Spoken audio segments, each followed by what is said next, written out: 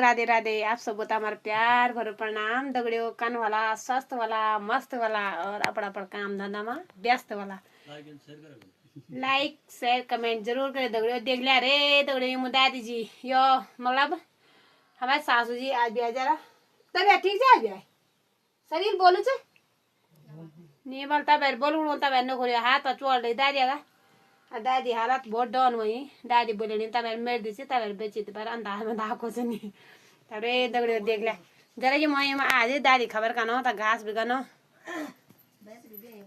भैंस भी भी थोड़ी भी वही की लिसोड़ खाना आया देख लिया वो ये हमारे जिठान से दूर जी ना तुम खाना भाई